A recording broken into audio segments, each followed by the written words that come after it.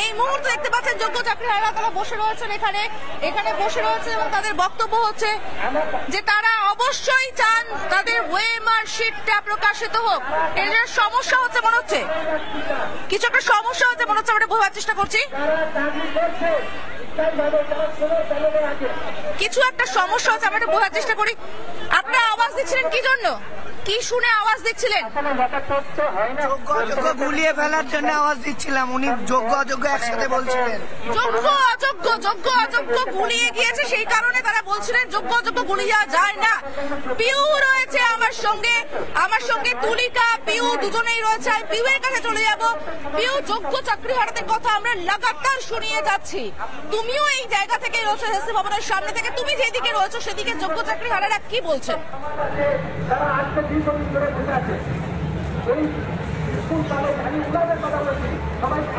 তাদের একটাই কথা সমাদৃতা, তারা বলছে স্বেচ্ছাশ্রম নয়, সসম্মানে চাকরিটাকে ফিরিয়ে দিতে হবে।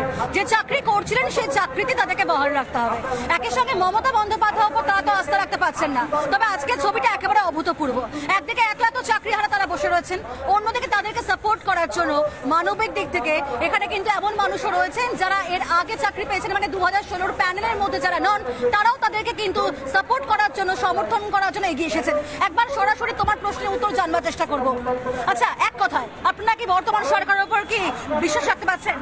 যদি বিশ্বাস রাখতে পারতাম তাহলে সমবেত হওয়ার প্রয়োজনই হতো না। কেন কি আমরা উনি সুপ্রিম কোর্টে বারংবার সমাধান করবার জন্য ওনাকে প্রস্তাব দেওয়া হয়েছিল, কিন্তু উনি সমাধান করেননি। পাশাপাশি আমাদের ভলেন্টিয়ার হিসাবে কর্মরত করবার আদেশ দিয়েছিলেন, উনি অনুরোধ করেছিলেন, কিন্তু প্রকৃতপক্ষে আমরা দক্ষভাবে চাকরি দিয়ে নিযুক্ত হয়েছি, সুযোগ্য হিসাবে বিবেচিত হয়েছি। আমরা কেন আজকে আমরা ভলেন্টিয়ার হিসাবে যোগদান করব? আপনারা কেন তা করবেন? আচ্ছা, আজকে আপনাদের জীবিকার জন্য জীবনকে বাজি রেখে প্রত্যেকে লড়াই করছেন, মেধার যোগ্যতা সেটাকে নির্ধারণ করার জন্য আপনাকে পথে নামতে হচ্ছে। মানে এই ছবিটাও কি দেখার ছিল? কখনো ভেবেছিলেন চক ডাস্টার ফেলে আজকে রাস্তায় নামবেন, পথে নামবেন, বিক্ষোভ করবেন? না, এটা আমরা কখনোই ভাবিনি। আমরা এসএসসি আয়োজিত যে পরীক্ষা, সেই পরীক্ষার প্রত্যেকটি ধাপ যোগ্যতার সঙ্গে পাশ করেছি, ইন্টারভিউ দিয়েছি, ভাইভা দিয়েছি, প্যানেল হয়েছি, 6 থেকে 7 বছর প্রত্যেকে চাকরি করেছি। আজকে প্রত্যেকে আমরা স্কুলে পড়াচ্ছি, যোগ্যতার সঙ্গে পড়াচ্ছি। ছাত্রছাত্রী আমাদেরকে ভালোবাসে, টিচাররা ভালোবাসে, গ্রামবাসীরা ভালোবাসে। তারপরে আজকে এই এসএসসি অযোগ্যতার কারণে আমাদের অবস্থা হলো। আজকে আমরা কোথায় যাব? আজকে আমরা কার কাছে বিচার চাইবো? আমরা কি দোষ করেছি যে আমাদের চাকরি আজকে নেই? আজকে আমার একমাত্র ছেলে যার ডিএমডি রোগ আছে, যে একা একা বসতে পারে না, যে উঠতে পারে না, যে রোগের ওষুধ কথা, আপনাকে চাকরি হারাতে হয়েছে। কতগুলো অযোগ্য মানুষের জন্য যোগ্য হয়ে আজকে আপনারা পথে নামলেন। দেখুন, আজকে আমাদের এই চূড়ান্ত একটা নির্ণায়ক একটা সময়ে সেখানে উপনীত হয়েছি এবং আমাদের মধ্যে থেকে কিছুজন প্রতিনিধি আজকে শিক্ষামন্ত্রীর সাথে বৈঠক করতে যাবে। আমরা শুনছিলাম যোগ্য চাকরিহারাদের ক্ষোভের কথা, শুনছিলাম, দর্শকদেরকে শোনাচ্ছিলাম। এই মুহূর্তে আমি তাদের সঙ্গেই বসে আছি। আমার চারপাশে যারা রয়েছেন তারা প্রত্যেকে যোগ্য, তারা চক ডাস্টার হাতে ক্লাসে পড়ান। তারা কখনো আমার শিক্ষক, কখনো আমার বাড়ির ছোট সন্তানের শিক্ষক, কখনো আমাদের আশেপাশে সব্বার শিক্ষক, যাদের হাত ধরে একজন নেতা পর্যন্ত হয়, যাদের হাত ধরে একজন আইপিএস অফিসার হয়। রিতম দাস তাদের কাছে পড়াশোনা করেছে এবং যাদের কাছে হাত ধরে হয়তো কেউ আকাশে উঠছে, যাদের হাত ধরে, যাদের কাছে পড়াশোনা শিখে আমরা চিকিৎসক পাই, আমরা ইঞ্জিনিয়ার পাই, আমরা পাইলট পাই, আমাদের মতো সাংবাদিক তৈরি হয়। সেই যোগ্য শিক্ষকেরা আজকে রাস্তায় বসে রয়েছেন, আমার চারপাশে বসে রয়েছেন। চক ডাস্টার ছেড়ে বসে থাকতে কতটা কষ্ট হচ্ছে? কষ্ট তো হবেই ম্যাডাম, আমরা তো এখানে বসার যোগ্য না। আমরা তো লড়াই করে চাকরি পেয়েছি। আজ আমরা যারা এখানে বসে আছি প্রায় সবাই বেশ অনেক করে চাকরি ছেড়ে আজকে এই চাকরিটাকে বেছে নিয়েছি। তো উই ডোন্ট ডিজার্ভ দিস। আমাদের এটা ভালো লাগছে না বারবার লড়াই করতে, বারবার লড়াই আছে। সেই সামাজিক সম্মান যেগুলো, সেই সামাজিক সম্মান আমাদেরকে পদদলিত করে আজকে আমরা রাস্তায় বসে আছি। কিন্তু এটা কি আমরা ডিজার্ভ করি? আজকে যে রি এক্সামের কথা হচ্ছে, নিয়োগের কথা হচ্ছে, আমরা তো সম্পূর্ণ প্রসেসের মধ্যে দিয়ে, সেই এক্সাম দিয়ে, ভাইবা দিয়ে, তারপরে না আমরা সম্পূর্ণভাবে পড়াশোনা করে তারপরে আমরা এই জায়গায় এসেছি। তাহলে আজকে আবার কেন সেই কথা শুনতে হবে? আজকে অন্য কাউরির চুরির দায় আমরা কেন নিব? আমরা তো চুরি করিনি, চুরি করেছে আপনার মন্ত্রীরা, তো তাদের দায়, যারা চুরি করেছে তাদেরকে বের করে দিন, আমাদেরকে কেন বের করছে? সেই মন্ত্রীরা বলছেন যে বিক্ষোভ করার তো কোনো কারণ নেই, মুখ্যমন্ত্রী অ্যাসিওর করেছেন, একজন মন্ত্রী বলছেন মুখ দেখাতে আপনারা নাকি বসছেন। শুনতে কিরকম লাগছে? এটা আপনারা মন্ত্রী। আমরা কেন স্কুলে যাব ভলেন্টারি সার্ভিস দেওয়ার জন্য?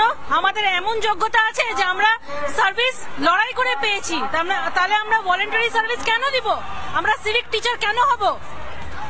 আমরা যোগ্যতা অর্জন করে আমরা অ্যাসিস্ট্যান্ট টিচার হয়েছি। আমরা অ্যাসিস্ট্যান্ট টিচারের যে পদ, সেই পদ আমাদেরকে ফিরিয়ে দিতে হবে এবং এটা আমাদের পরিষ্কার দাবি মাননীয়ার কাছে এবং মাননীয় যে আমাদের শিক্ষামন্ত্রী আছেন, এসএসসি চেয়ারম্যান আছেন, তাদের কাছে যে সমস্ত মিরর ইমেজ আছে তারা ইমিডিয়েট সেটা প্রকাশ করুন। আমরা এই মুহূর্তে একটু মালদা থেকে নজর রাখবো। মালদার ডিএম অফিস ঘেরাও চলছে, যেখান থেকে সুখেন্দু রয়েছে। সুখেন্দু, ডিএম অফিস ঘেরাও চলছে এই মুহূর্তে মালদায়। এই যোগ্য চাকরিহারাদের জন্যই ঠিক কি ছবি উঠে আসছে সেখান থেকে?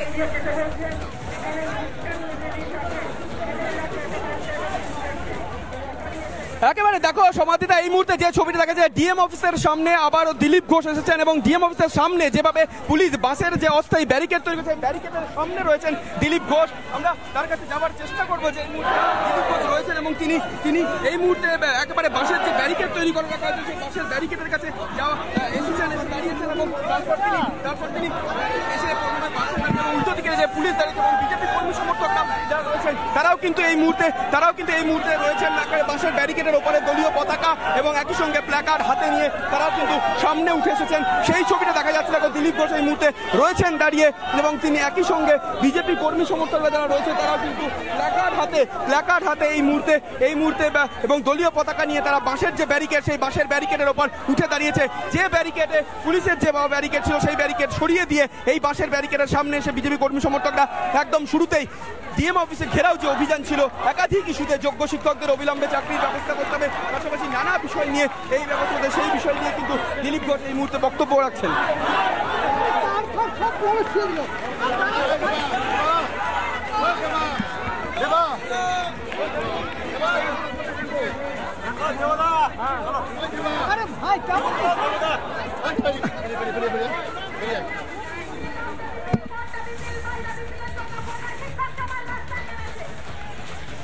আমরা সুখেন্দু রয়েছে আমাদের সঙ্গে এবং দুটো ছবি আপনারা একসঙ্গে দেখতে পাচ্ছেন। এখানে অবস্থান বিক্ষোভের ছবি, অন্যদিকে দেখতে পাচ্ছেন দুটো ছবি এই মুহূর্তে দেখতে পাচ্ছেন আপনারা। একদিকে দেখতে পাচ্ছেন এসএসসি ভবনের সামনে যোগ্য চাকরিহারারা তারা রাস্তায় বসে রয়েছেন, তারা নিজেদের ওয়েমার শিটের মিরর ইমেজটুকু চাইছেন শুধুমাত্র।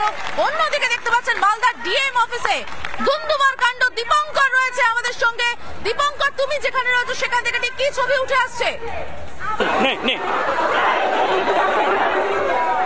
দেখো একেবারেই আমরা তোমাকে এর আগে যেটা দেখিয়েছিলাম ঠিক এই জায়গায় রীতিমতো আজ কিছুক্ষণ আগেই এখানে দিলীপ ঘোষ কিন্তু এসেছেন। আজকে দিলীপ ঘোষের নেতৃত্বে রীতিমতো আজকে ডিএম অফিস ডেপুটেশন কর্মসূচি এবং সেই ক্ষেত্রে কিছুক্ষণ আগেই রীতিমতো এখানে এসেছেন এবং এখানে এসে রীতিমতো দিলীপ ঘোষ কিন্তু এসেছেন। সেই ছবি দেখাচ্ছি, সাথে আছেন বিধায়ক শিরূপা মিত্র চৌধুরী, সাংসদ খগেন মুর্মু এবং রীতিমতো আজকে এই জায়গা থেকে দাঁড়িয়ে রীতিমতো সেই ছবি দেখা যাচ্ছে। কার্যত এখানে বিজেপি কর্মী সমর্থকরা আজকে দিলীপ ঘোষের নেতৃত্বে আজকে যাওয়ার কথা ছিল, আজকে ডেপুটেশন কর্মসূচির কথা ছিল, কিন্তু আজকে হয়নি এবং সেখানে বাধা দেয় এবং সেই বাধা দেওয়ার ফলে রীতিমতো পুলিশের যে তরফ থেকে বাসের ব্যারিকেড করা হয়েছিল এবং সেই ব্যারিকেডে সেই ছবি দেখাচ্ছি রীতিমতো বিজেপি কর্মী সমর্থকরা তারা কিন্তু বাসের ব্যারিকেডের উপরে উঠে তারা কিন্তু বিক্ষোভ দেখাচ্ছে। দিলীপ ঘোষ এসেও তিনি এখানে যাওয়ার চেষ্টা করেছিলেন কিন্তু পুলিশ যেতে দেয়নি এবং যার ফলে এখান থেকে তাদেরকে সরিয়ে দেওয়া হয়, পুলিশ সরিয়ে দেয় এবং দিলীপ ঘোষের নেতৃত্বে আজকে যারা বিজেপি কর্মী সমর্থকরা এসেছিল তারা কিন্তু এই মুহূর্তে ডিএম অফিসের সামনে থেকেই এই যে বাসের ব্যারিকেড, সেই বাসের ব্যারিকেড যার পর যেতে দেওয়া পড়ায় তারা কিন্তু ঘুরে যাচ্ছে। অর্থাৎ ডেপুটেশনের যে কর্মসূচি সেটা কিন্তু আজকে হলো না এবং সেই ক্ষেত্রে আমরা দেখেছিলাম আজকে সকাল থেকে বিশাল র্যালি বেরিয়েছে গোটা শহর জুড়ে। রাজ্য বিজেপির প্রাক্তন বিজেপি সাংসদ তথা ভারতীয় জনতা পার্টির সর্বভারতীয় সহসভাপতি দিলীপ ঘোষ এসেছেন এবং দিলীপ ঘোষের নেতৃত্বে আজকে ডেপুটেশন কর্মসূচি এবং এই ডেপুটেশন কর্মসূচিকে কেন্দ্র করে বিজেপি কর্মী সমর্থকদের মধ্যে চরম বিশৃঙ্খলার সৃষ্টি হয় এবং এই শেখ ডিএম অফিসের সামনে থেকে সেই ছবি আমরা সরাসরি দেখাচ্ছি আমাদের দর্শকদেরকে।